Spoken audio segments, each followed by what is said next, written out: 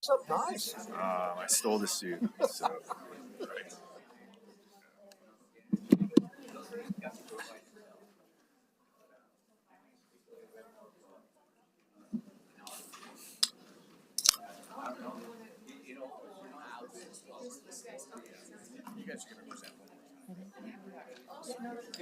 Okay, good afternoon, everyone.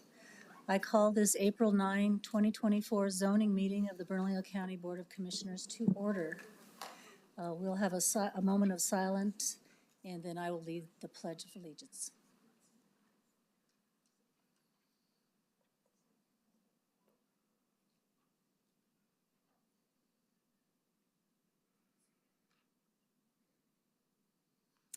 Thank you. Please stand and join me. I pledge allegiance To the flag of the United States of America and to the republic for which it stands, one nation, under God, indivisible, with liberty and justice for all.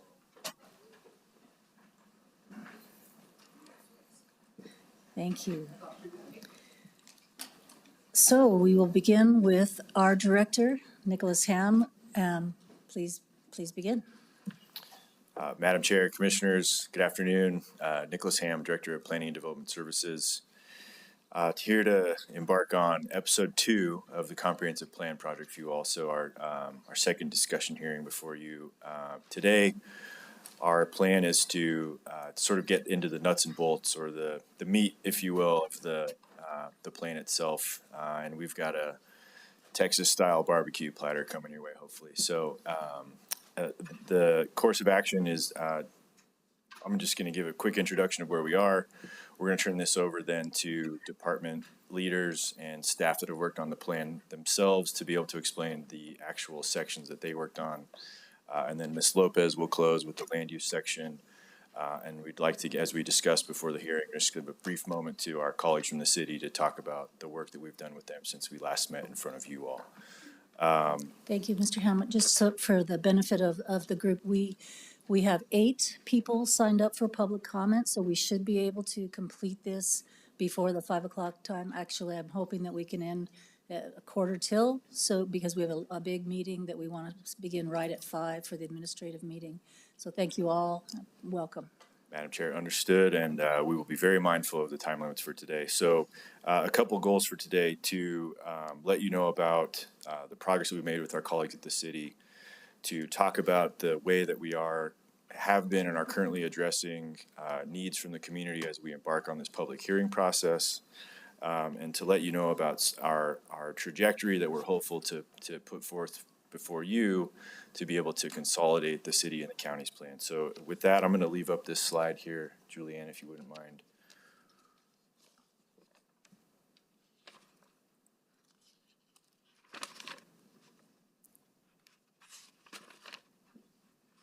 Just very briefly, so our current ideation with our colleagues at the city is to reconsolidate this. We're pivoting to the Albuquerque Bernalillo County Comprehensive Plan.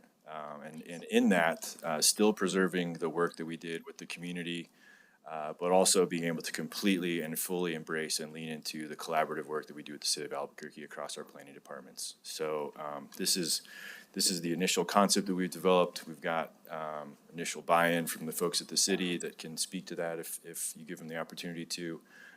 But just wanted to convey to the board that we are listening.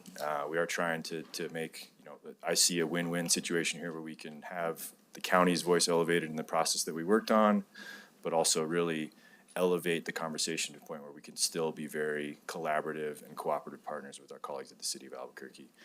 With that, I'm going to stop talking and I'm going to start to turn it over to our colleagues in other departments. Thank you all.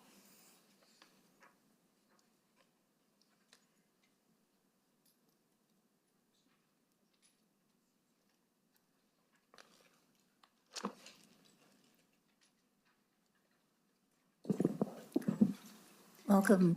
Good Director. afternoon, Madam Chair Baca. Can you hear me? Go down. Doing what? Push 2. Got it? Okay, yes. Before you start, Director, I would ask each of the directors to, if you have it, refer to our very large, beautiful document and say where you are in here so that we can, refer to that. Thank you. It's page 100, Commissioner Baca, Madam Chair, and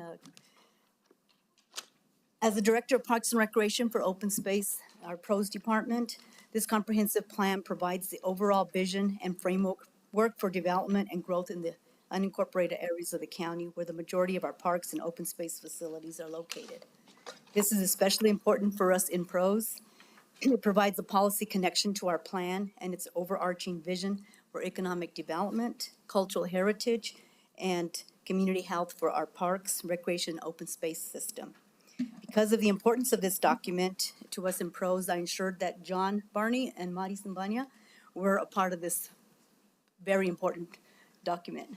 But so lastly, I want to thank PDS for a job well done, and I'm going to let John Barney and Mari speak on a few words on the document. Thank you, Debbie Jo, and greetings, Madam Chair, members of the Commission. My name is John Barney. I'm the Planning Manager for Parks, Recreation, and Open Space. Grateful to be here today. We worked on all the sections that, of the comprehensive plan, especially those that had to do with parks, recreation, and open space. I think we attended 5 specific meetings that focused on this, and of course, we're also involved in the review process for the plan once it was completed. So like you'll probably hear from many of the other departments, we were integrally involved. It was a real community, staff community collaboration to get this done.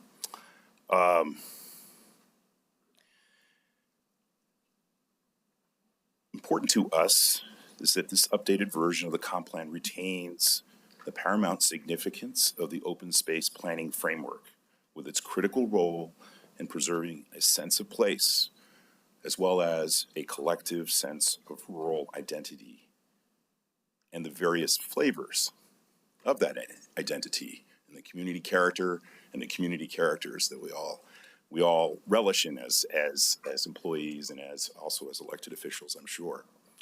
And in what is essentially what is so important to so many of us in the county, and I'm sure I'm not speaking out of turn and saying so important to all of you, that character, that uniqueness of the different parts of our rural part of the unincorporated county. This open space planning framework is a legacy of the innovative city edges studies it goes all the way back to the 1960s. That was integrated and retained through all the successive iterations of the comp plan, including this one, as kind of like the baseline framework. I also wanted to emphasize in my time that the policy changes that recognize our Rank 2 systems plan and the level of service standards that are in them is really critical to our work in the development process, because it provides a strong policy link for evaluating major development projects and PDAs and other cases that are coming up through the CPC or with the ZA pursuant to the plan community criteria. And they will also be important to guiding future sector development plans, especially the parks and recreation portion thereof. And with that, I'm going to sort of make space for Madi. Thank you, John and Debbie Jo. Good afternoon, Madam Chair, members of the Commission. In addition to the departmental collaboration, which is very key to all of our plans, all of our master plans, separate plans moving forward, I also want to emphasize that the update to the comprehensive plan highlights the connection between community health, cultural heritage, and land stewardship. And that's not only for parks and recreation facility development, but also to land use policies that preserve our rural landscapes and stimulate our local economy. I think it's, I have the privilege of saying I've been here for 20 years. I started as a planner under the planning department, so I'm especially happy to be connected to this process. In addition, I want to emphasize that our agricultural landscapes are a key legacy and touchstone to all of our communities in the county. and they have been critical to our local food system. We hear this term now, maybe it's more hip, but I think we can safely say that this local food system and resiliency has been part of our heritage here. And I think that in moving forward with some of these, this updated comprehensive plan and the strengthened strategies within really moves us forward. Additionally, something that's very important and unique for our community are the acequias. And working with planning, we grew our open space network to recognize and include the acequias in there. And again, I think this brings forth our cultural and environmental heritage, and it continues to represent the lifeblood of the rural communities here in our county. So we stand for questions. I don't really have a question. It's more of a comment. I would really encourage, I'm encouraged by your statements, Director Ham, about working with the city. The Parks, Open Space, and Trails Network, as you know, Madi, I'm a big supporter of, and that is truly a regional system.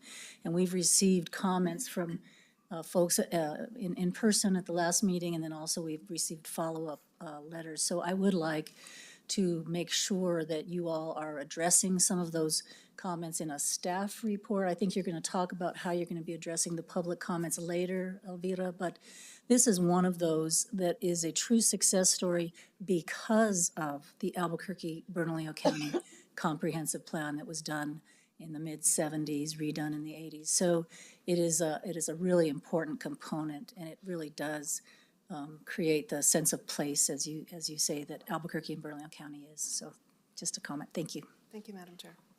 Any other comments or questions? Please proceed.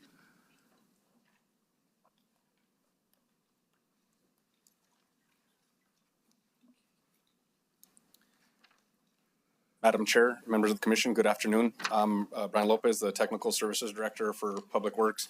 I just would like to express my support for the Bernalillo County Comprehensive Plan. I too recognize all the work and collaboration of the many different departments and sections put into this effort. I would especially like to thank my natural resources and transportation planning sections who began to make contributions to this effort starting back in December of 2022. And they were also involved in many of the public meetings as part of this initiative.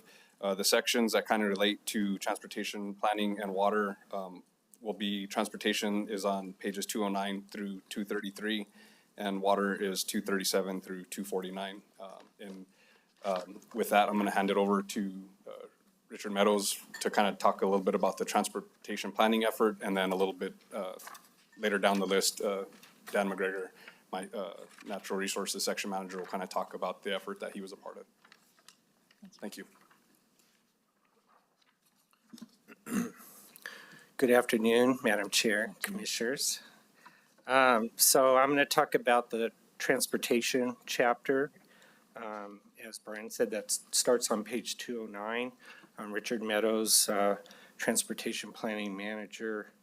And I want to focus on, there's a section in there on policies, because the comprehensive plan is a policy document. So I want to make sure that that you're aware of the policies that we're advocating for in this plan. So first of all, transportation, along with land use policy, helps to shape the development patterns of our community. Those two things really work hand in hand. And as was brought up at the last hearing, transportation facilities cross jurisdictional boundaries and connect our various communities. And that's why we do require a lot of collaboration. And there's many transportation policies in this draft comprehensive plan that we share with both the city and also the Mid-Region Council of Governments. So a big part of the transportation chapter is we've taken what's in our Mid-Region Council of Governments Metropolitan Transportation Plan, and we brought that into our transportation chapter because that is adopted regionally. And so there's a number of long-range maps in there that are part of our plan as well. There's a long-range roadway system map, there's a long-range bikeway system map, which has all of the regional trails in it, and then there's a long-range transit network map. So those are in our plan as it is. In the case of the county, trails planning is done in our transportation section rather than in Parks and Rec. They do open space and parks and community facilities. We do the trails planning, and then when we get funding or capital funding, it goes to our engineers and they build those facilities. So some of the questions that came up earlier about trails planning, that happens in our department and in our section. Also, we do complete streets planning. So a big part of the transportation chapter is about complete streets, that we're building our roadway network to serve multiple modes, not just motor vehicles. And there's a lot of coordination that happens with other agencies. A couple of examples of that, we recently have done an 118th Street alignment, and there was a lot of coordination with City of Albuquerque and New Mexico DOT, MAFCA, MRGCD. Also, we have an Alameda Drain Trail Master Plan. That was a collaboration between the county and the city, MAFCA, MRGCD. So there, as has been mentioned, there's a lot of facilities that cross over those boundaries, and we work really well together with those other entities and agencies, but those are reflected in the plans that are adopted regionally, but they're brought into our transportation chapter. Centers and corridors framework, that's a really big deal in this update of the comprehensive plan, and that's where we're adopting the same framework that the city has, and it's also very similar to what Mr. Cog has in terms of those corridors that have transit, where we want to have our land use patterns support that transit, and where we have centers where we try to concentrate mixed uses that are near where people live, so they don't have to drive so far, so they're not putting as much emissions into our atmosphere. Active transportation is really important in this plan update.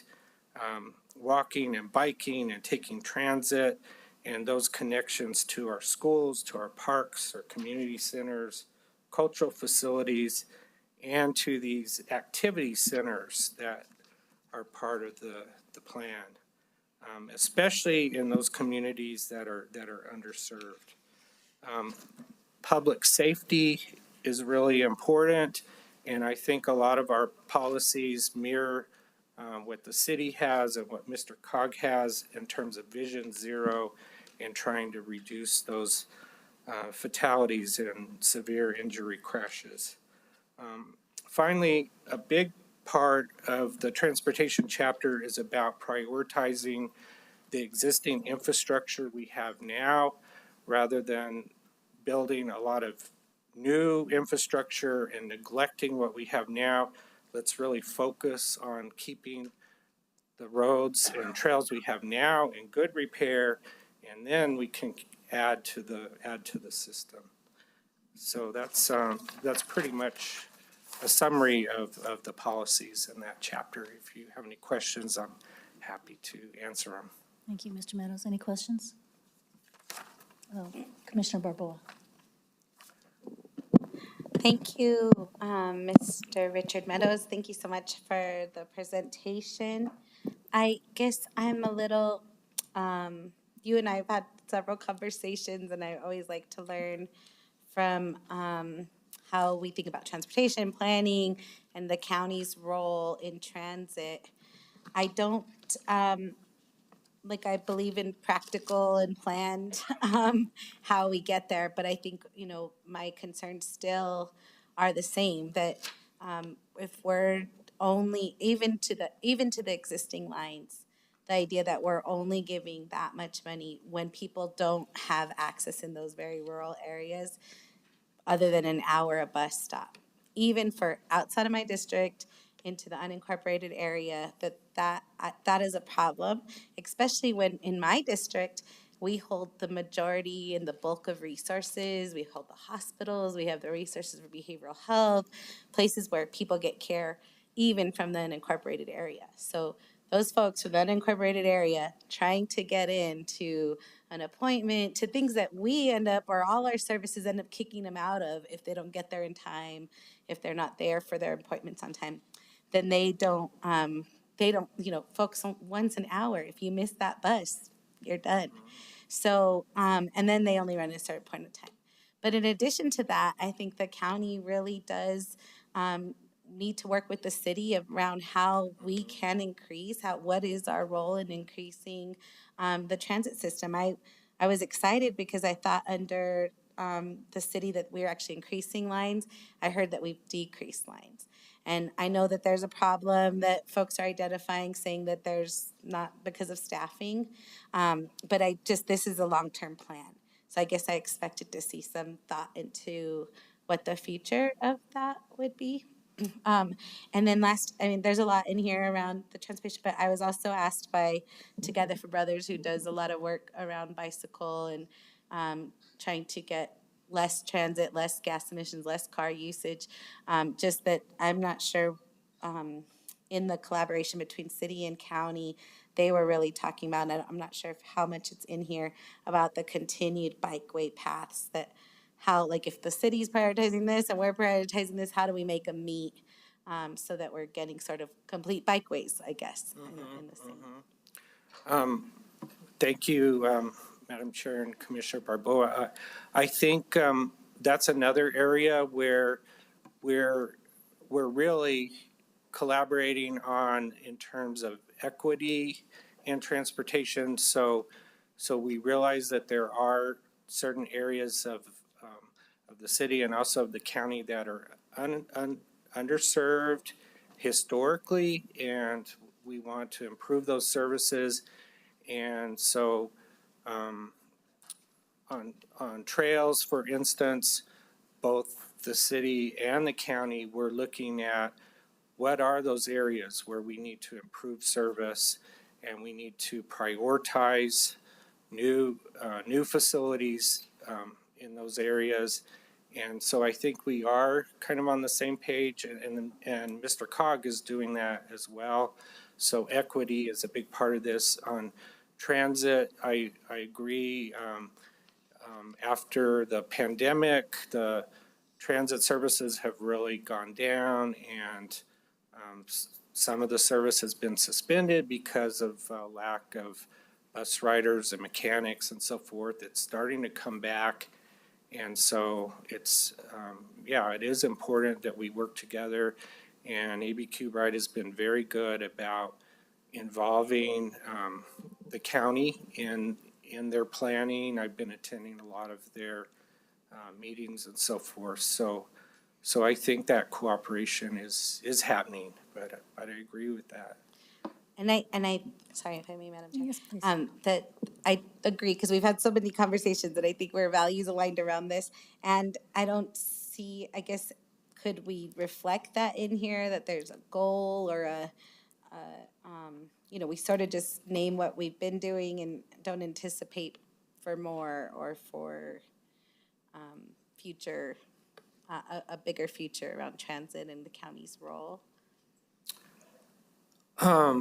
Yeah, Madam Chair, Commissioner Barboa, we do talk about transit, we reference transit, but because at least that function is done by the city, it's probably not as big of as prominent a piece in our plan, but we certainly talk about coordinating with ABQ Ride and coordinating on transit planning, and that is important, an important goal to us. Okay, I just would like to see some growth, some thought of how we might be able to grow into a, not that I expect it tomorrow, obviously, we have what we have, but that there's a thoughtful at how we might anticipate growth in this area. Okay, thank you very I much. think you have a comment from Director Ham. Madam Chair, Commissioner Orbeau, just the sentiment is well taken, and I think that, you know, as Mr. Meadows has expressed here, it is a priority for us, and I think that we'll carry that torch as far as we feel that we can, given what the county's role in that is. But it's certainly, if the ask is for us to evaluate the transit policies that are in this document, I think that's something that we can do. Commissioner Quesada. Thank you. Thank you, Madam Chair.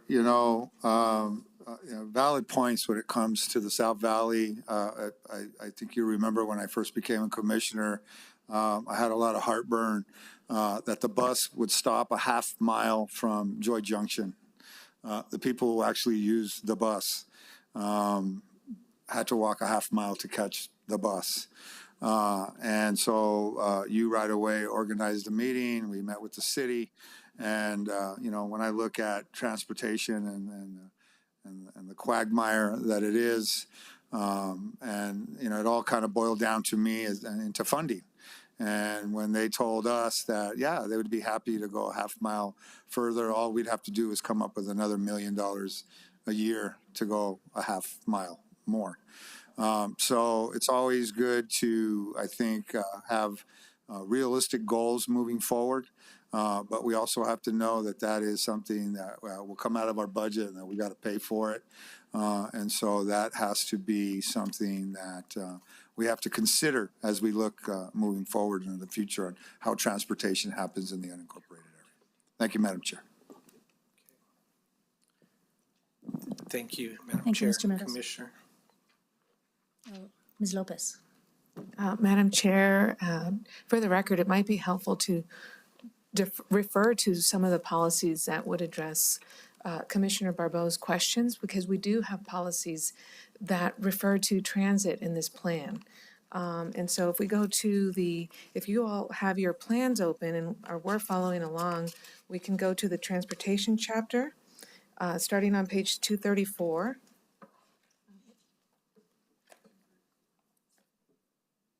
We were looking at policies A and B. Page 234 is where the policies are. So the way this plan is structured is that you have a chapter with a thematic content, in this case transportation, and you'll have background that sets up for the policies. So the policies for transportation start on page 234, and if you look at policy A, it reads, implement the centers and corridors framework, which Mr. Richards was explaining, promote development of housing, jobs, and services in proximity to each other to support multimodal transportation and to reduce vehicle miles traveled and the resulting carbon emissions. In other words, multimodal includes transit, it includes walking, it includes vehicles.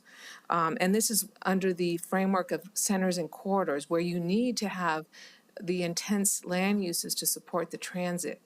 Prioritize development in underserved communities in and along designated centers and corridors. That's part of the activity centers that provide services, jobs, retail in a community, and along the corridors, the transportation corridors. Can I ask, just to that point, does it, when you say that, does it mean that there has to be development in order for it to make transit worth it? Like, is that? Madam Chair, Commissioner Barbeau, I think you are pointing out a very important dynamic and limitation, and I'm going to defer to my transportation experts, but I am aware that, as Mr. Meadows stated in his presentation, land use and transportation go hand in hand, and there's an economics to the provision of these types of transit services, and in my understanding in conversations that the land uses are part of that economic consideration. Thank you. Thank you so much for pointing me to the policies. And there's also policy B as well. Thank you, Ms. Lopez.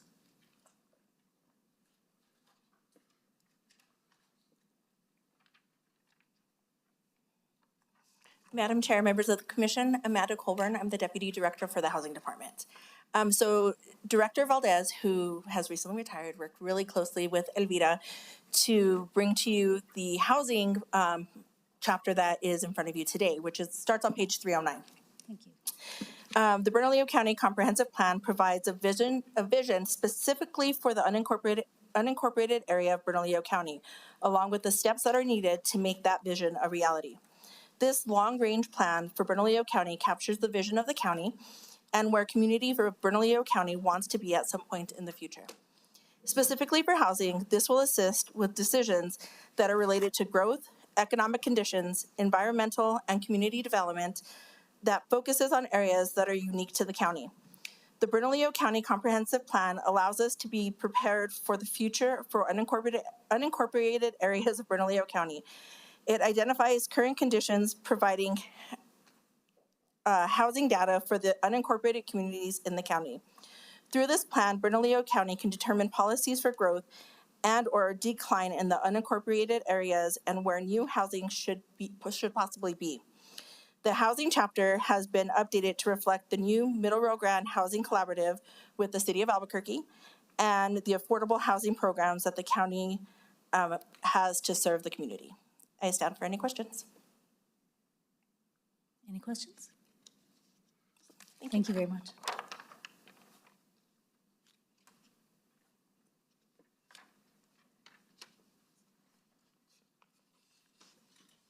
Mr. Gonzalez. Madam Chair and members of the Commission, I'm Marcos Gonzalez, Executive Development Officer for Bernalillo County. The Economic Development staff has been part of the Bernalillo County Comprehensive Plan update process with the Planning and Development Services team and with feedback and support from extensive business professionals from throughout our region, state, and nation. We support this collaborative and crucial to land use framework. The Economic Development chapter has been updated to reflect current economic development trends and in the county and programs to facilitate economic development for improved quality of life for the whole community. And the plan furthermore provides clarity and consistency, especially for a lot of our larger projects that are looking to develop on land that's outside the city of Albuquerque. Stand for any questions. Any questions, Marcos? Thank you. Thank you, sir. Madam Chair, Commissioners, this was the slot that was going to be for Chief Pettis. Unfortunately, it doesn't appear that he's just here yet, as the public safety life would dictate. But just to, not to speak for them, but to just inform from our, my apologies. Excuse me, Madam Chair, members of the Commission, Chief Pettis got pulled away on an emergency, and he asked me to just relay his support for the comprehensive plan. And if it saves time, he and I had something very similar.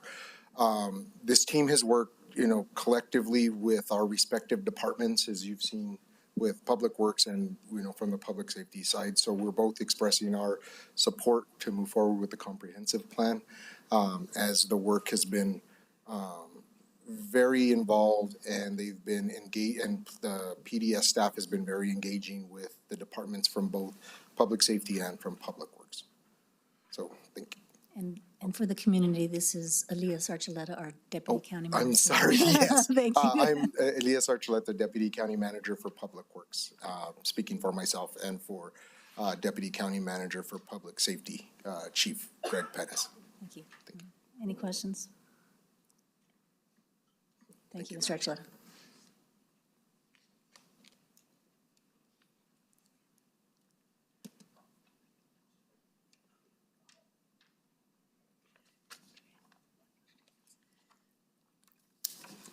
Good afternoon, Madam Chair, Board of Commissions. My name is Jessica Jaramillo, and I am the Interim Director for the Department of Behavioral Health Services. And with me, I have also Pamela Acosta. She's the Senior Manager for the Behavioral Health Initiative. Today, we are representing both of our departments. We've collaborated with the Planning Department to update the Human Services chapter of the Bernalillo County Comprehensive Plan. Yes. It identifies our current programs which are meant to impact all walks of life to ensure that there is a strong continuum of care for individuals experiencing behavioral health and substance use conditions. Our services provide direct care as well as provide third-party funding to behavioral health providers in our community to address behavioral health, substance use, public safety, and housing needs in our community.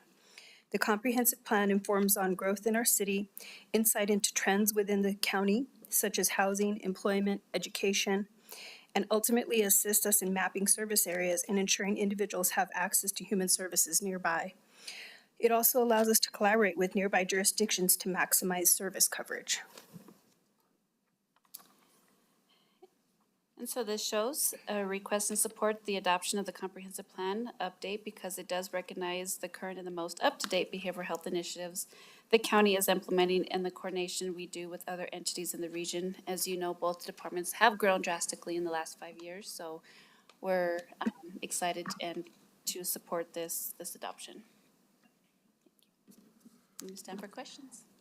Just a comment, it's not just that your department has grown, the need, as we all know, has grown so drastically in the city and in the county for behavioral health services. And so thank you for your presentation. It's very important that this is included in our comprehensive look at our services. Any questions? Commissioner Barbola. Just sort of a comment. Thank you. The section looks great. I just wanted to make a note to my point before. One of the recommendations is review land use and zoning ordinance to ensure access to human services. And like I said, the services we provide are majority in the city, and how do folks from the unincorporated area get there?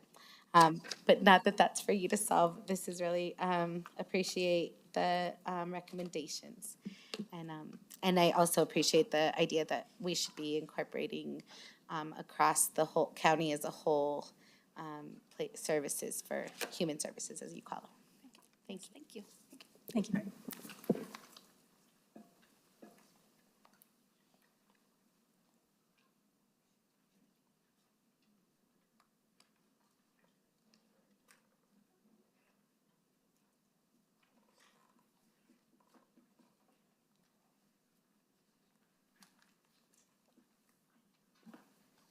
Mr. Ham, just a time check, Director Ham. We probably have a half an hour more, and then we'll start with public comment if we can fit that in.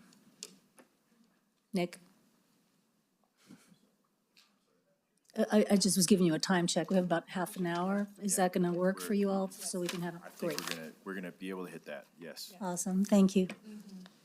All right, sorry, I didn't see that. Good afternoon, Madam Chair, Commissioners. My name is Brian Bonanno. I am the Sustainability Coordinator. And so I just prepared just a quick statement. I'm relatively new to the county, and so I kind of got involved in this process a little later than everybody else, but I definitely want to share my support for the work that the Planning Department and all of our other departments have put into this. So I'll just jump into this real quick. Speaking strictly from a sustainability and climate change perspective, I believe it is an absolute necessity for the county to have an updated set of policies and procedures for land use and development, as this will provide us with the strongest foundation from which we can build out our social, economic, and environmental sustainability policies, and also better prepare the county as a whole for the impacts of climate change. An updated comprehensive plan will, of course, be critical for the future development in our more densely populated and urban parts of the county.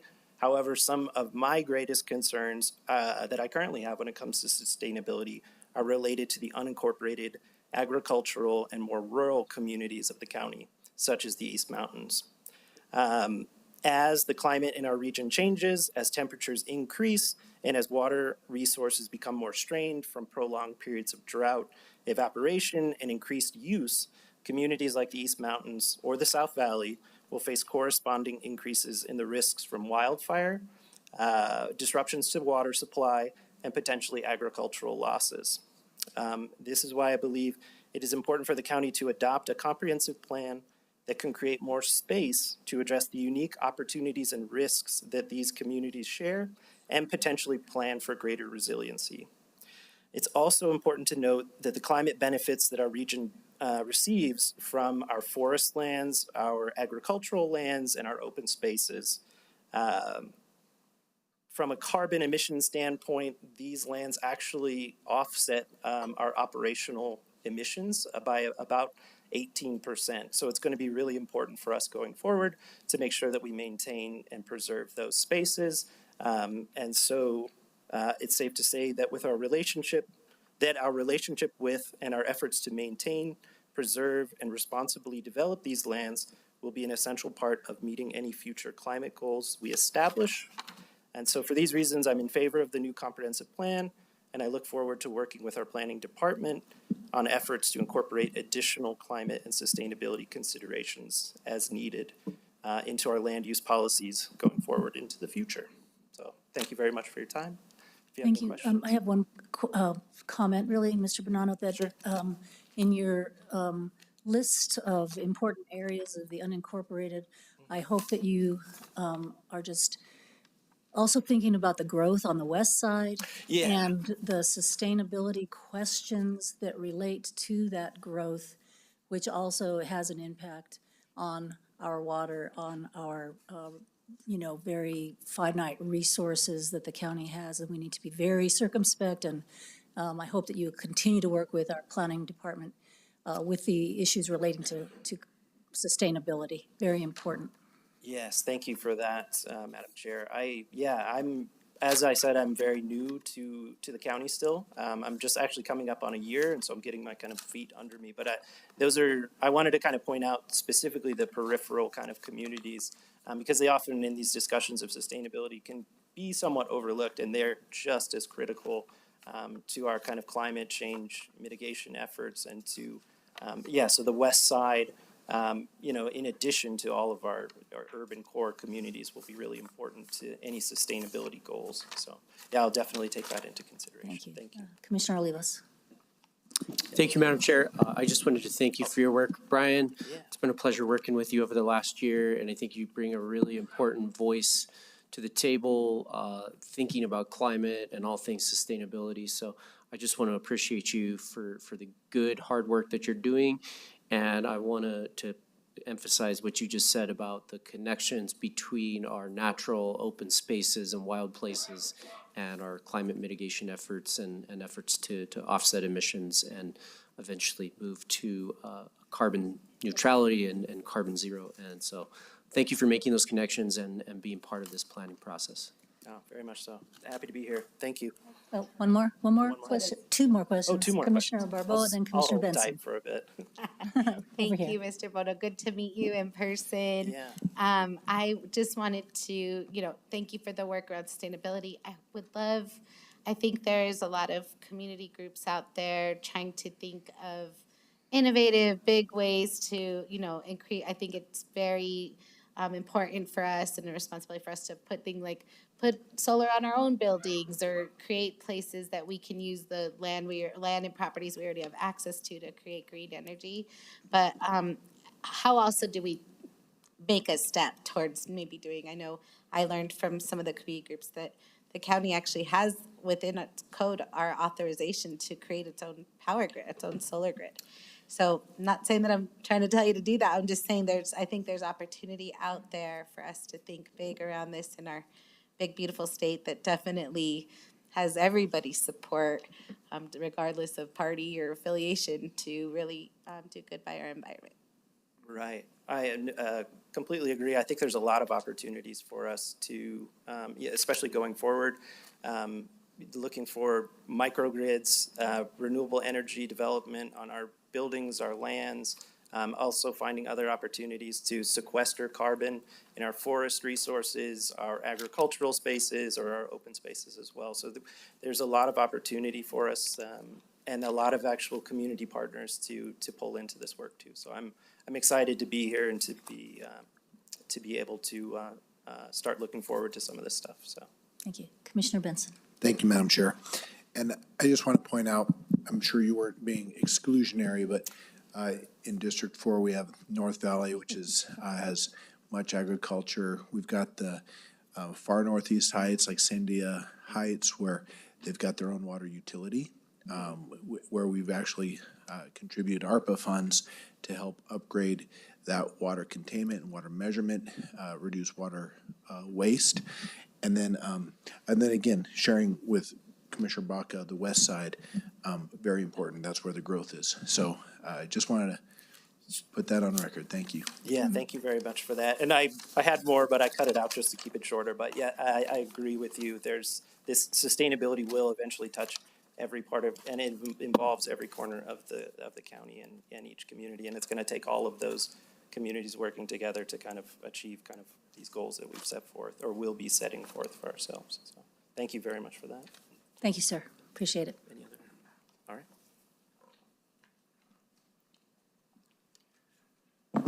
Madam Chair, Commissioners, I'm Dan McGregor. I manage the Natural Resource Services section within Technical Services.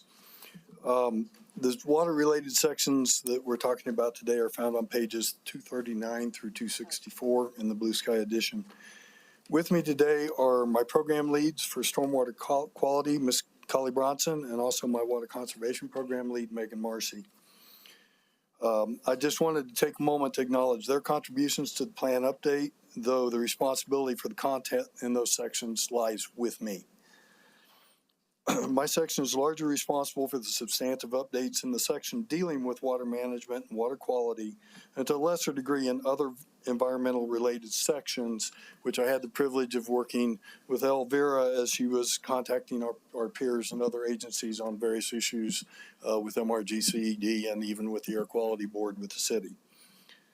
I wanted to first thank our planning department colleagues for their collaboration and willingness to let NRS push beyond the initial brief for the update.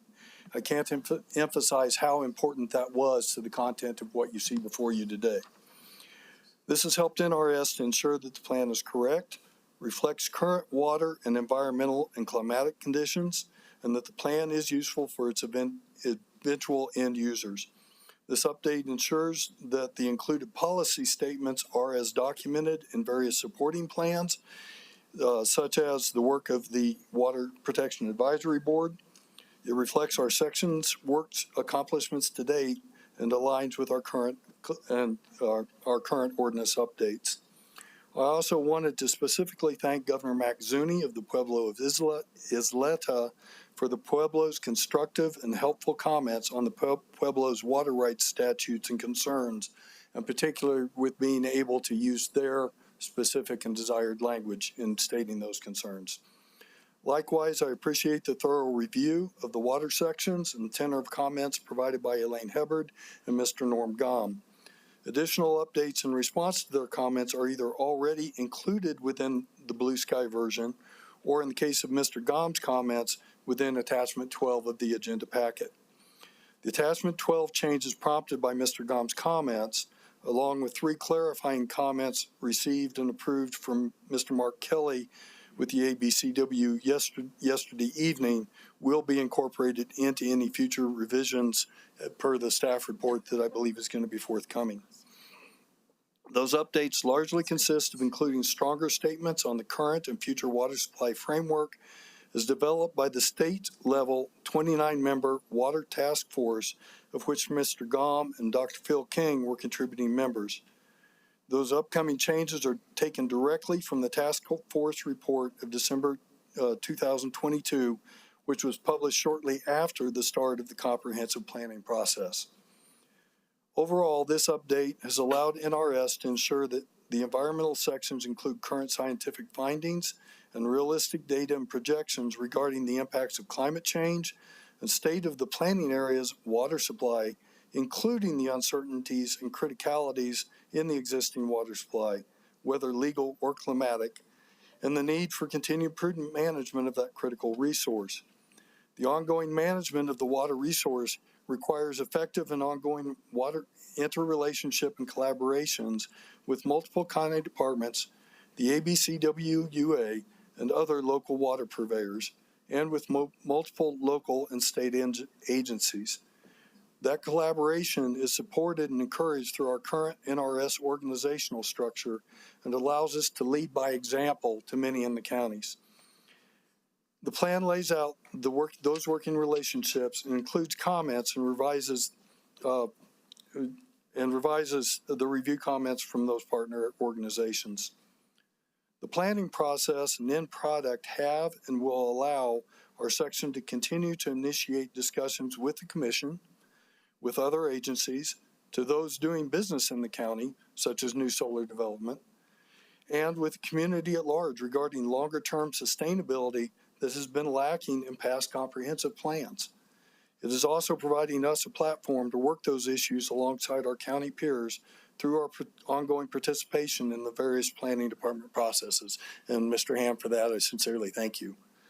We are here in support of the adoption of the plan and happy to address any questions the commission may have with the environmental, water management, and water quality sections of the plan or other environmental concerns as may be appropriate.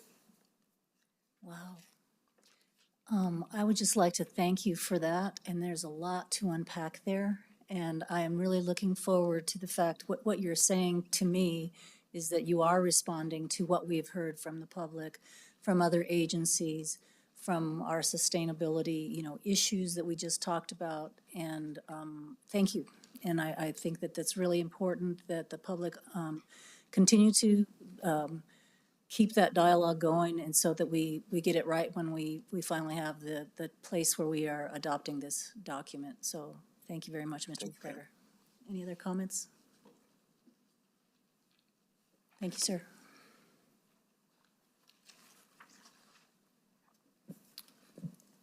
Madam Chair, out of just respect for our colleague from the city's time, he's got a hard exit, so we're going to skip him to the front of the line here and let him speak now.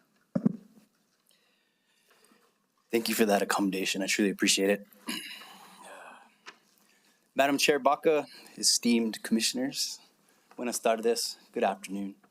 For those of you that don't know me, I'm James Amaranda. I'm a deputy director with the City of Albuquerque's Planning Department. I wish to extend gratitude and heartfelt thanks on behalf of the City of Albuquerque for your dedication to our longstanding partnership and for your direction at the March 19th, 2024 Bernalillo County Commission hearing for county staff to open communication with us about the comprehensive plan. Like Bernalillo County, the city takes serious the necessity to partner and plan collaboratively and regionally, especially when it comes to transportation, transit, trails, and shared natural resources such as water and major public open space. I'm here to let you know that since March 19th, city and county staff has had 2 productive work sessions, and we are in the process of scheduling a 3rd session. We at the city look forward to continued discussion and collaboration on the comp plan. In conclusion, I want you to know that throughout this process, although it has been very quick and short because of the necessity for action on the plan, county staff throughout this process has been welcoming. They've been patient, receptive to our needs, open to new ideas, and genuinely committed to partnering on a joint Albuquerque-Bernalillo County comprehensive plan. On behalf of the city, I wish to thank each and every one of you commissioners and county members of the planning department and other staff for your attention to this important matter and for your commitment to collaborative planning. I'll stand for any questions. Thank you, Mr. Aranda. Any questions? Thank you, Madam Chair. Commissioner Olivas. Not a question, just a comment. I want to thank you for being here today, and I want to thank our planning staff for reaching out, and a very different tone I think that we're hearing now from what we heard just a few weeks ago, or even over the last several months as we've gotten communications from council, from the mayor's office, from different entities within the city. And so I'm really grateful to everybody involved for coming together and just sharing the importance. You hit the nail on the head there with the importance of those shared resources that have to connect and they have to work together. That's the whole point of the comprehensive and the plan part, right? So I really appreciate you being here, and I'm really excited to hear that we're making progress and moving in a direction where both sides feel like we're achieving something. So thank you. Madam Chair, Commissioner Olivas, thank you for that. I appreciate it. Thank you all. Thank you, sir. Keep it trucha. Thank you.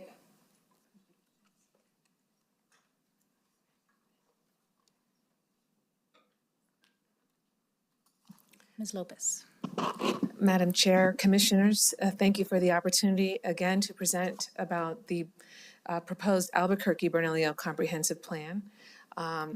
If we can change to the overhead, I have a slide that I would like to show as I present and respond to some of the questions from the previous hearing on this matter, as well as some of the questions that have arisen today. The following presentation is about the two related projects.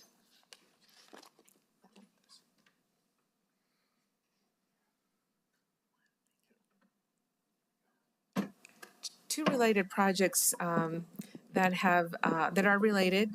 The first being SPR 2023-0003 regarding collaboration with the City of Albuquerque per the direction of the Board of County Commissioners.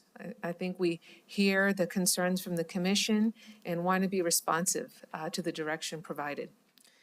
The second project, SPR 2023-0004, is adopting the Albuquerque-Bernalillo County Comprehensive Plan with a shared vision with the City of Albuquerque. And if you see in the slide before you, it really summarizes what we're developing with the city. As Mr. Aranda said, we're working on a third scheduled meeting to flesh out these ideas and hopefully come to finalizations and conclusions with the city as to how we're going to proceed here. But we are proposing to have one Albuquerque-Bernalillo County Comprehensive Plan with a Volume 1, the City of Albuquerque, and Volume 2, the unincorporated county. And I'll circle back to that concept. What I'd like to, in this presentation, I'm going to talk about the Bernalillo County Land Use Framework, which is at the core of this project, why we're doing this, followed by how the Planning Department has responded to the input that was received at the March 19th BCC hearing, as well as after the hearing, we reached out to members of the public and agencies who had additional comments. And then finally, to circle back to this concept of an Albuquerque-Bernalillo County Comprehensive Plan that looks at the work that the city has done in their comprehensive planning efforts, as well as most recently Bernalillo County's comprehensive planning efforts. Today, you've heard from Bernalillo County department directors and their staffs about the significance of the Albuquerque-Bernalillo County Comprehensive Plan and how it serves to articulate their scopes of work and responsibilities in serving the people of Bernalillo County. So what is the Albuquerque-Bernalillo County Comprehensive Plan and its purpose? This plan is primarily a land use document. The Planning Department uses the plan to evaluate changes in land use to help guide land development in the county. This opportunity to have a Bernalillo County focused plan really came about through changes in the region. And I think as we've presented in 2017, the City of Albuquerque had an opportunity to address their urban and infill needs and adopted a 2017 plan with some significant changes when you look at the planning framework that the county has. In their framework, they rescinded the original development areas that we once shared. They also rescinded the Sector 3 development plans and Area 2 plans that we once held in similar form. And doing this, they did so to address some of the urbanization and infill needs, and also adopted an entirely new zoning code, the Integrated Development Ordinance. What this has done is really challenged us, the county, as to what we're going to do. Originally, we were going to adopt the same plan, but as we looked at it and evaluated that strategy, we saw that, one, the county was not very present or clearly presented in that plan as much as we could have. Secondly, having the two frameworks and the two approaches we saw could pose some challenges to the daily work that we use in implementing the plan as we evaluate land use cases, and our work in planning. And so both of these planning frameworks have much of the same goals and policies. So we've been challenged to tell the story. In some ways, I think there's been impressions that we have separated or we don't collaborate. In reality, the two plans, if you look at them, they have very common goals and policies, but then diverge in some of the more detailed approaches to how now they implement their comprehensive plans. And so what is this county planning framework that we are wanting to clarify and affirm through this proposal? The first part that I would like to clarify is in those development areas. We still maintain the development areas. They work for the county. As I mentioned in the last hearing, we have development areas that consider the open spaces, the natural environment, the carrying capacity, the limitations of those natural environments. And so we have a continuum of these development areas that take us from the less developed reserve and rural areas on up to the more urban and established urban areas. Those development areas are very important because of the diverse variety of land uses and natural environments that exist in the county. And that's something that is unique to the city. The city is mostly established urban. It has all of the infrastructure at a high level where their considerations and their needs really diverged. And so the 2017 plan that they adopted really was to serve those priorities where we still have the need for development areas. And similarly, the second concept I want to emphasize with this proposal of a Bernalillo, of a plan that focuses on Bernalillo County, is that the comprehensive plan sets the foundation for zoning. So I heard some very good questions about specific uses. For example, there was a question from Commissioner Barboa about how does this relate to allowing for uses like behavioral health uses in the community. This comprehensive plan accommodates the varied land uses in the county, from housing to institutional to schools to jobs to entertainment to tourism, to open space and leisure. What this does, though, is it focuses on a framework that we use to evaluate land and development. It also articulates, as you heard from our experts in the different departments of the county, natural resources, transportation, public works. It incorporates their considerations as we're evaluating land use projects. So in the land use chapter, what you're going to see in the plan are the guiding goals and policies that we use to evaluate land use cases, whether it's on an individual parcel on up to a large master plan. And so that leads me to another important concept in the comprehensive plan that we are here proposing and affirming for the county, and that has to do with the planned communities criteria. This is a framework that it has been shared by both the city and the county. The Mesa del Sol project in the city is a planned community. We also have a planned community in Bernalillo that was approved, the Santolina project. A planned communities criteria is an important framework to achieve some of these concepts that we've been discussing here around sustainability, around making sure that we have deliberate planning as opposed to haphazard, unplanned communities. The planned communities criteria in its core really requires for a master planner to take into consideration and plan for networks around roads, utility networks, infrastructure networks, making sure that there's a balance of jobs to housing when that master planned community is being designed.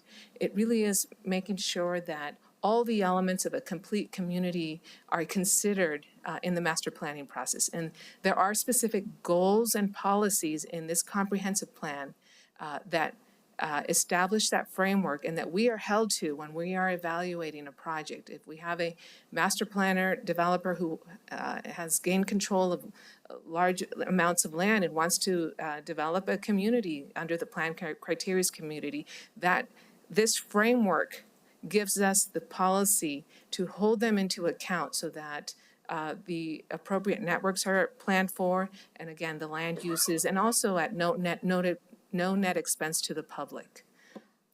Mm-hmm. The other important concept that's in this comprehensive plan, and we've mentioned it, and you've heard from the community how important this framework is, and that has to do with our ranking system. The comprehensive plan is a rank 1 system. This plan clarifies we have the rank 2 area plans. You heard that we have the North Valley area plan, we have the East Mountains area plan, the Southwest area plan. And these plans provide planning for smaller areas. Following that, we also have the rank 3 sector development plans. Those are the smallest area plans that accommodate planning for communities like Mountain View. We have a number, approximately over 10 sector development plans in the county. And this allows for the public to participate in defining those boundaries in their communities that relate to their histories, their identities, their sense of place. And these plans do have regulatory language. This concept is built into the comprehensive plan. So the comprehensive plan is very general. We're not going to find very detailed information about a particular community here. However, this comprehensive plan lays out the framework to allow for smaller area planning that then does have the ability to go into details and into even regulatory language that has the power of zoning. Okay, so sector planning is something that we will continue to do here in the county under this framework. And then lastly, the centers and corridors concept that Mr. Meadows had presented on, that is also an important part of the land use framework. It's consistent with regional planning from the Mid-Region Council of Governments and also with the city. We worked very closely with the city's plan and the city planning department to make sure that we had the same terminology, the same definitions, and the same framework. And I'll speak a little bit more about that when I circle back to the evolving conversations about how do we adopt these plans, how do we ensure collaboration with the city of Albuquerque. These concepts, as Mr. Barney had mentioned in his presentation, do go back decades. These concepts have been developed over time by our predecessors in planning and who have concerned themselves with issues of regional planning and wanting to see complete communities, wanting to make sure that there's coordinated development in the region.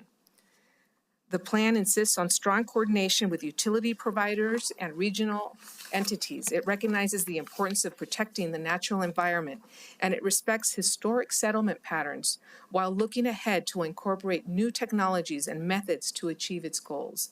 And it is important that we are flexible because there are new technologies that we need to recognize that will help us address issues of sustainability that we have before us. I would like to now pivot to the March 19th meeting discussion that we had here before you, because you were able to hear from members of the public, and we would like to report to you on how we have addressed those comments. Ms. Lopez, if I just may interrupt just for a time check, we have just a few minutes and then we'll have a half an hour for public comment. However, this is a very important element. And so one of the things that I wanted to get from you and Director Ham is this idea of coming back with a staff report of some kind or your next steps on dealing with those comments that we have heard and those that we are going to hear tonight. So I hate to rush this part, but I just want to let you know we still have to, we want to hear from the folks that are here tonight. So, Madam Chair, thank you for the time check. I'm going to probably even truncate my presentation, but I do want to clarify that from the public comments, we reached out to some folks reached out to us and gave us additional input, for example, Mr. Gom. We have incorporated those recommendations as conditions of approval. Those are in your attachment 14.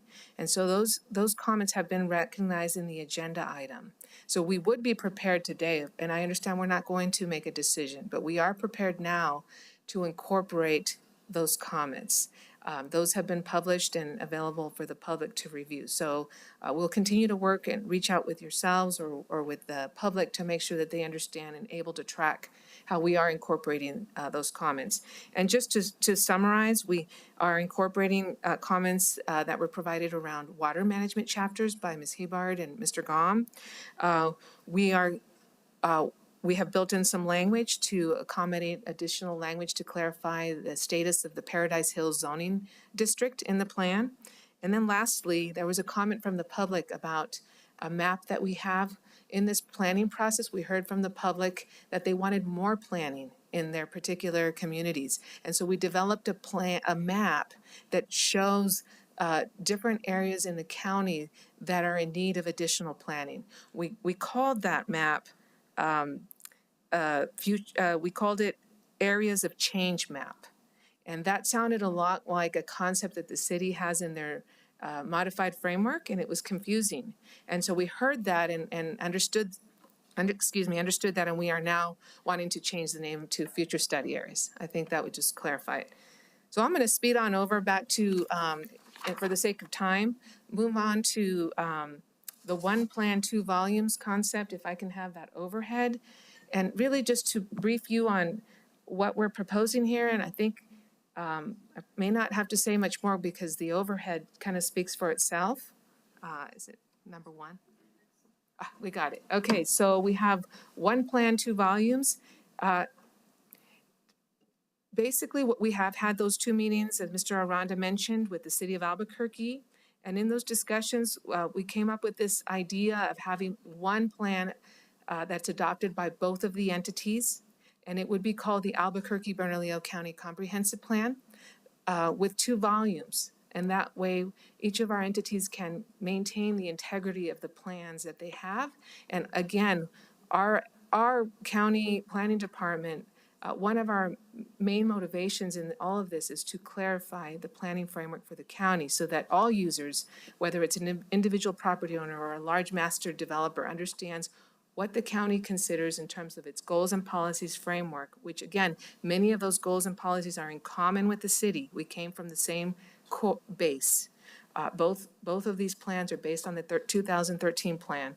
However, we have different applications and there are significant differences where we felt it was very important to elevate the county. And this has been a great opportunity to also make visible the communities in the county. So there's also a wonderful chapter on community identity where we go in and discuss the planning that we've had and some of the histories of these communities. This is what we're planning, and I believe that's all I have for now, and I stand for questions. Any questions for Ms. Lopez? Commissioner Benson.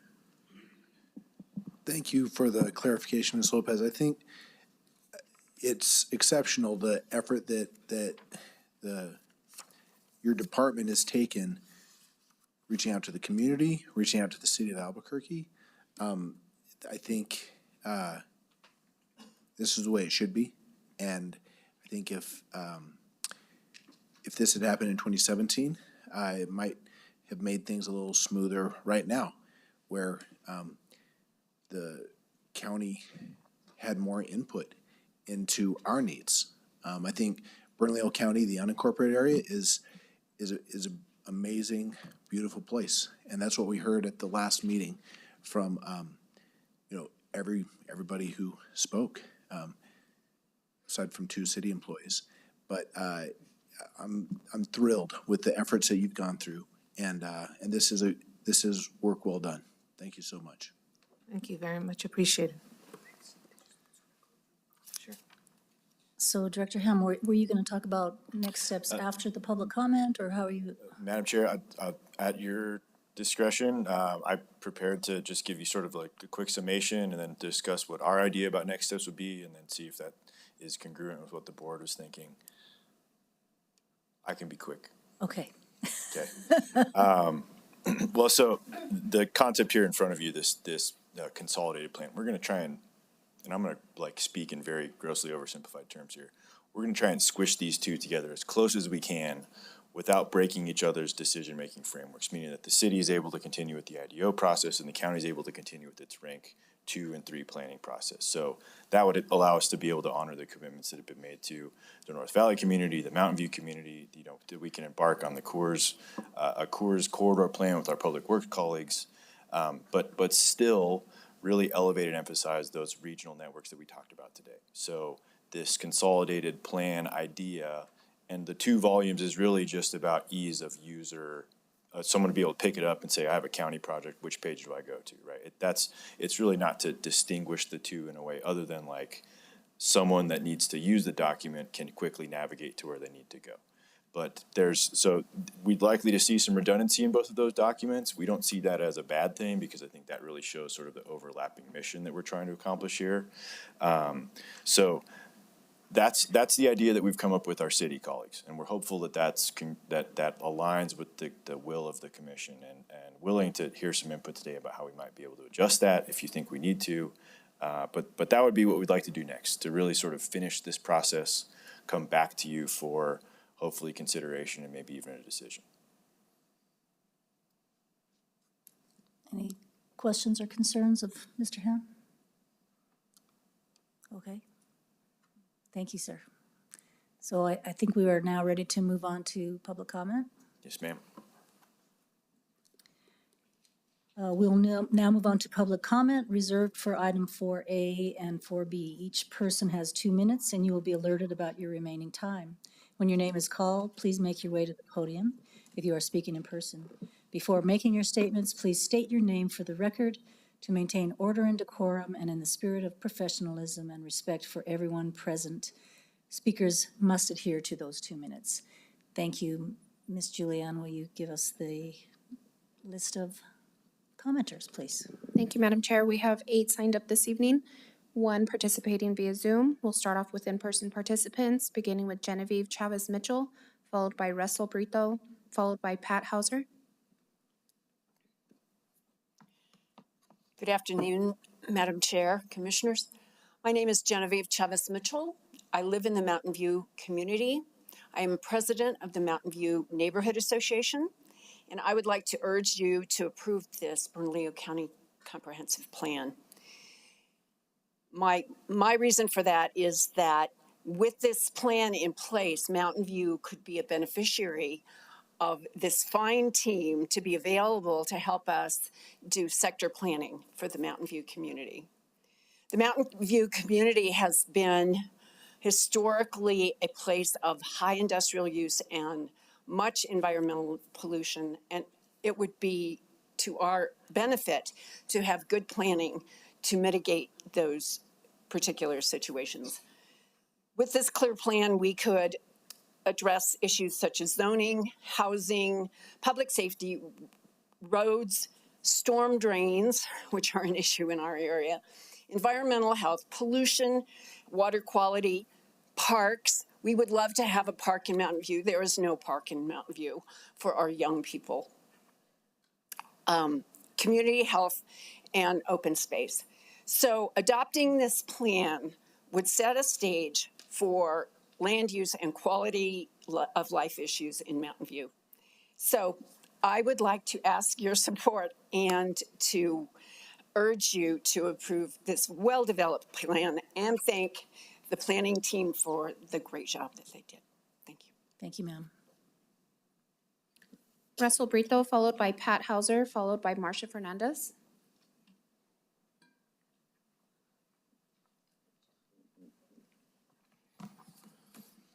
Madam Chair, Commissioners, Russell Brito with the Public Service Company of New Mexico. I want to thank you for this opportunity to comment on the county's comprehensive plan update. And I want to thank the planning department staff for reaching out to us last year, asking for information and collaboration on this Rank 1 plan. I'll be speaking to the environmental protection and infrastructure portion of the plan, specifically the policies that begin on page 281. Many aspects of electric service and infrastructure have changed since the last iteration of the comp plan, and the updated energy policies reflect this ongoing evolution. The U.S. Department of Homeland Security identifies the energy sector as uniquely critical because it provides an enabling function across all critical infrastructure sectors. This means electricity is necessary for the basic functioning of water and sewer, internet and wireless communications, transportation systems, hospitals and healthcare, public safety, and government at all levels. PNM develops power lines and substations throughout its service area in compliance with federal environmental, technical, and safety standards. PNM interconnects new renewable generation and is on track to meet the state's Energy Transition Act 2045 requirements. PNM is also subject to other state laws and the New Mexico Public Regulation Commission rules, including the requirement to meet all local jurisdiction requirements. Electric infrastructure is changing to meet the need for resiliency and reliability in all climates and seasons, like accommodating slightly lower solar generation yesterday when the moon hogged all the sunlight. Not everyone had access to see the full eclipse, but every community deserves access to electric service and infrastructure, and no community should be unduly burdened with the infrastructure of neighboring areas. Thank you, Mr. Brito. We would like to conclude by saying that we support the energy section of this comp plan update. Thank you. Sir.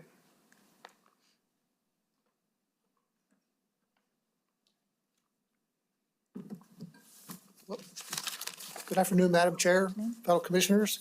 My name is Pat Hauser, and I live in the far North Valley and would like to suggest that we adopt this comprehensive plan. I would like to take an opportunity to thank the county zoning staff, specifically Mr. Ham and Ms. Lopez. The process and project started months ago with what I consider a vision and purpose that allowed for we, the property owners and the residents of varied locations, and an interest in seeing a comprehensive plan for Bernalillo County. We appreciate the focus within the comprehensive plan regarding the rural area characteristics which have by nature a distinct difference from the urban areas within the county. Property areas such as ours allow for livestock, gardens, and other agricultural items not enjoyed by our urban counterparts in the city, which would impose their ideals such as multiple residents on small lots. Our rural lifestyle allows for this urban areas to enjoy the benefits of less costly populated surrounding communities. Our rural lifestyle helps offset the congested urban areas identified by the city of Albuquerque. The North Valley has an area of approximately 8 square miles and is defined by the North Valley Area Plan. I think that's very important that the North Valley Area Plan is recognized by that. Alameda is inside of that and hosts one of the most utilized corridors within the city, up to 35 to 50,000 cars a day. So it's important that we do that. Alameda was once the Tiwa Pueblo before it was Spanish settled in the 1500s. Fast forward to current times, and the enclave area on the north portion of Roy Road is now recognized by both the Pueblo of Sandia and the current deeded lands that have been overlooked for decades.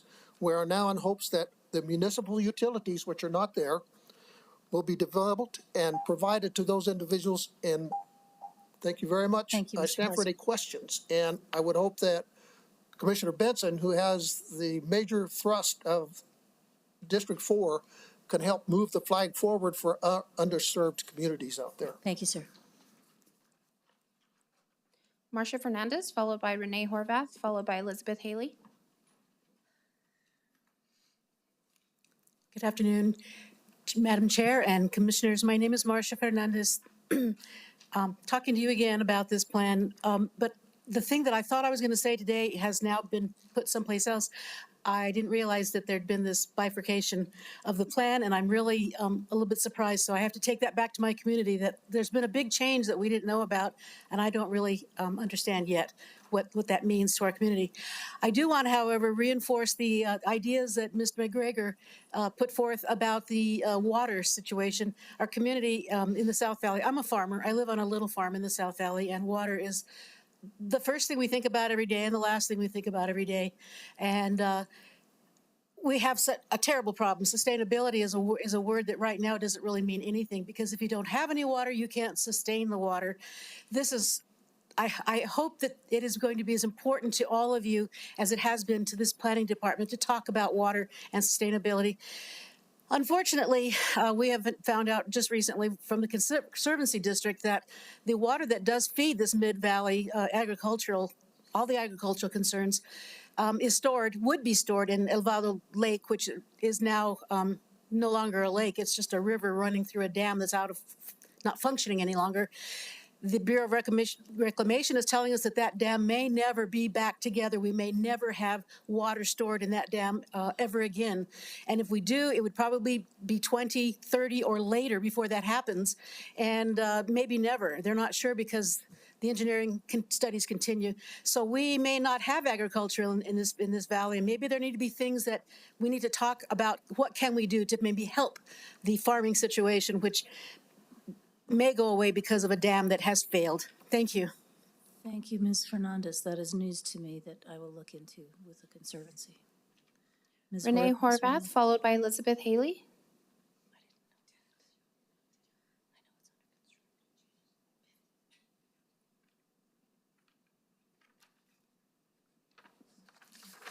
Good afternoon. My name is Renee Horvath. I'm with the West Side Coalition, Taylor Ranch, and I serve as their land use director. So I've been working on a lot of land use over the years, and I did grow up in Albuquerque. So I have seen a lot of beautiful, I've lived in the South Valley, I lived in the Southeast, the Northeast, the Southwest Mesa, and now the Northwest Mesa and Taylor Ranch for many years. I've seen the good and the bad that's resulted from it. And so I'm very much interested in preserving the good. So I do think the strongest thing in this plan is community identity. So we want to, uphold that. And I'm glad that we're not focused on areas of change, but I would recommend maybe we call it areas of character protection and design guidelines to complement and enhance the natural and built characteristics, because aesthetics is really important that we have here in Albuquerque.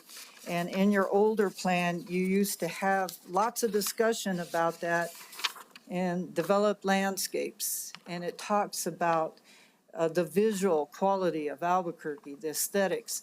And what I'm concerned about with the city's plan is that they focus, I'm glad we talked about transportation, but we focused on transportation. Sometimes the design guidelines is just too much density, and it really affects the character of your corridors. And we're seeing a lot of growth on the west side, and Coors Boulevard is the parkway. It was designated that in the 80s, and it has view regulations. But because of the transportation, you're a major transit corridor, so you're going to get lots of density, and we're next to the river. So our biggest asset are the views. Same with the Mesa petroglyph. So I want to preserve what we got, even in the South Valley. I like Isleta Boulevard, so I Thank you, want to Ms. preserve Horvath. that. So I Appreciate your just want to let comments. you know.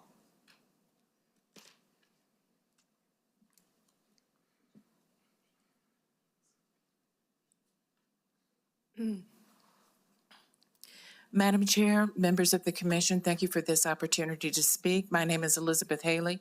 I'm the chair of the Paradise Hills Special Zoning District.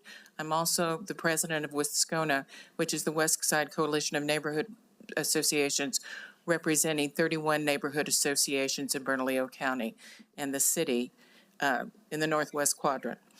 I wanted to say that I wanted to thank Ms. Lopez for reaching out to us so that we could amplify some of the information about Paradise Hills. Paradise Hills has one of the largest concentrations of recreational facilities within the Northwest Quadrant, and it's also one of the most heavily used. We also are a service area that is larger than the boundaries, and we really appreciate those details being added and amplified in the plan. And I want to make very clear that we not only support the plan, we absolutely support the three-tiered framework, from the comp plan to the area plans to the sector plans, because we go back and forth between city and county issues and processes and adjudications all the time.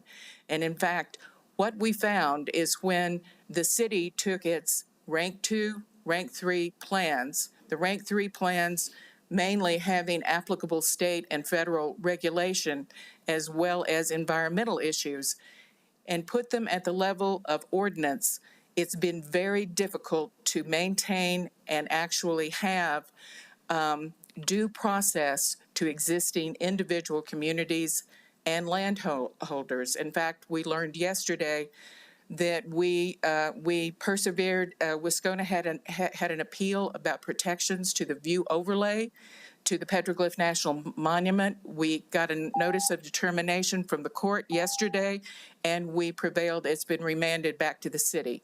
I don't think you can gloss over those kinds of administrative issues. They are terribly serious, and I know that many people want coordination, but coordination can't come at that kind of price. And I just want to thank Ms. Lopez for both explaining that, and we want to say that we really value keeping those regulatory frameworks within the county document and a certain separation for the county document. Thank you. Ms. Haley. David Vogel. Okay, we'll move on to online participants with Nicole Freed. Thank you. My name is Nicole Freed. I am the Director of Planning and Engineering at AMAFCA.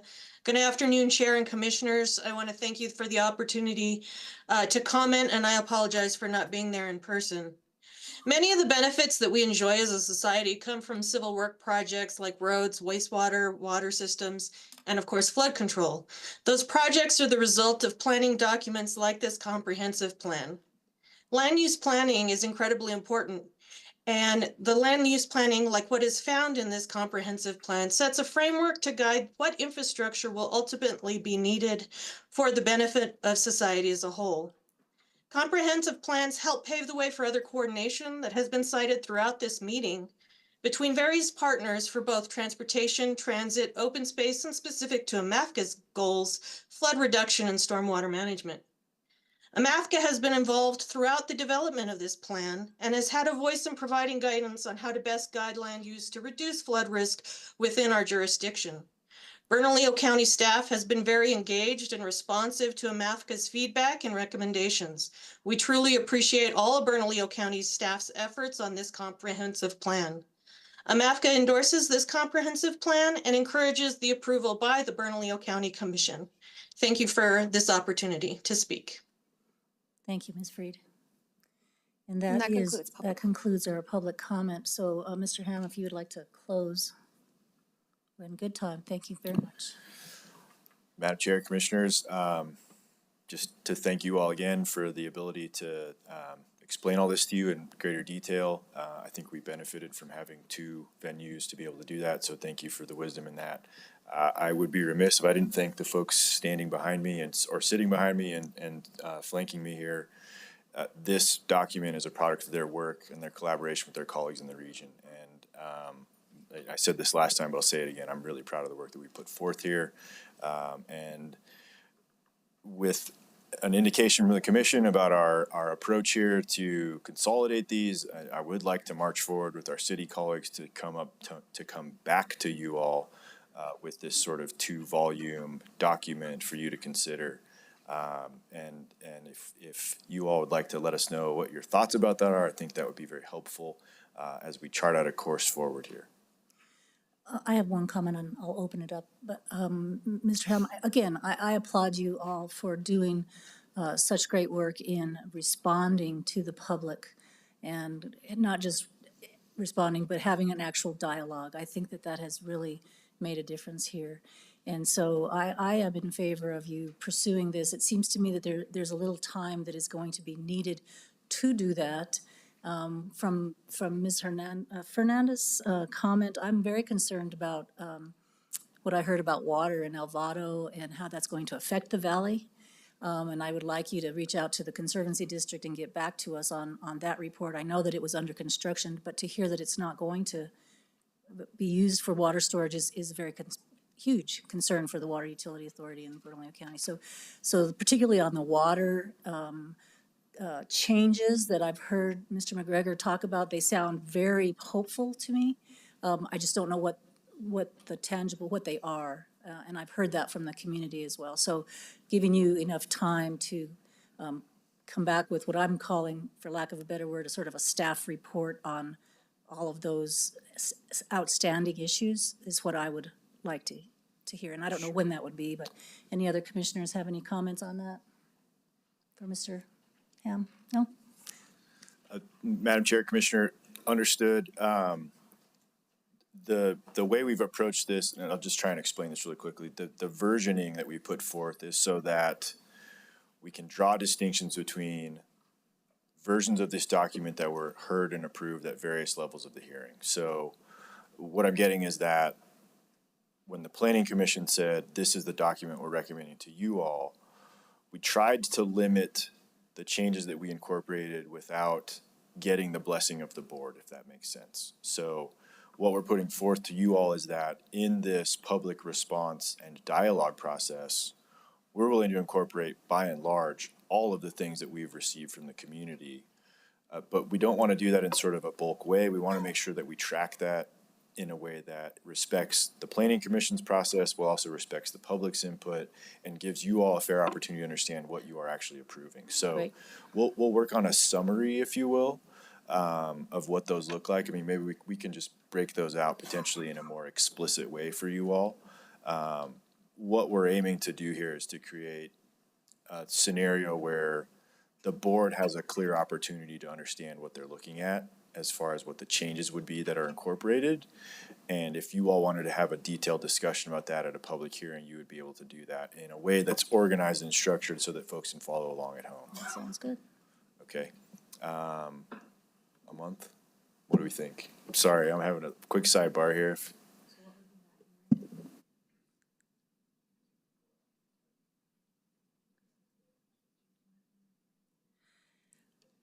I guess my direction would be, Mr. Hammond, I know you have a sidebar here, but I mean, we don't know that until we see, so I'm thinking May, a month from now, at the very least, is what's going to be needed for me to get my head around some of these Sure. questions. And so, Yeah. May or June, as a